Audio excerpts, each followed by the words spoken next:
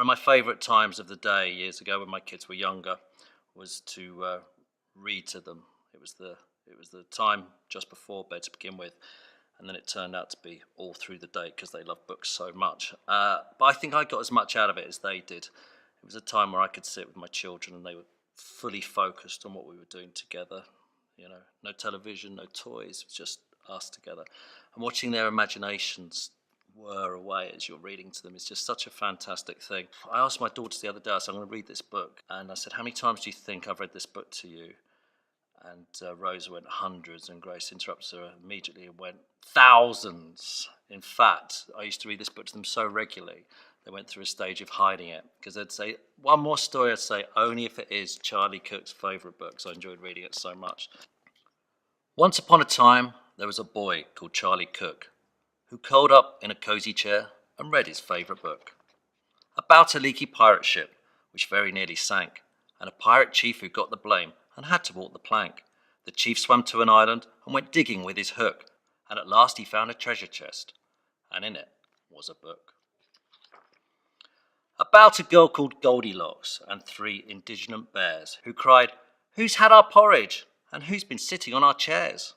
They went into the bedroom and Baby Bear said, "Look, she's in my bed, and what is more, she's got my favourite book."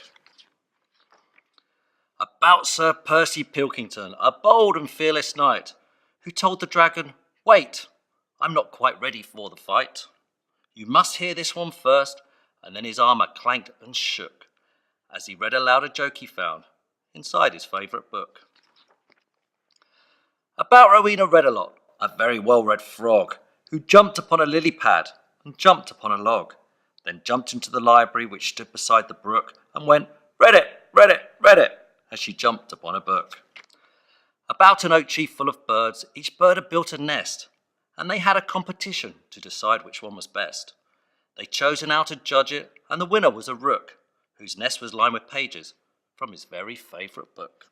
About a girl who saw a flying saucer in the sky, some small green men were in it, and they waved as they flew by. She tugged her mother's sleeve and said, "Look, Mum, what I have seen." But Mum said, "Hush, I'm trying to read my favourite magazine." About a wicked jewel thief who stole the king's best crown, but then got stuck behind some sheep which slowed his car right down. The king dialed 999, and soon the cops had caught the crook and flown him into prison, where he read his favourite book. About a greedy crocodile who got fed up with fish and went on to land to try and find some other kind of dish. He went into a bookshop, and there he grew even greedier while reading on page 90 of a large encyclopedia. About the biggest birthday cake the world had ever seen. A team of royal cake makers had made it for the Queen. The cake was so delicious that a famous spaceman took a slice of it to Jupiter. He also took a book. About a ghost who glided round a castle every night, carrying her head and giving everyone a fright. She kept it up till morning, then she found a shady nook and put her head back on again and read her favourite book. About a cosy armchair and a boy called Charlie Cook.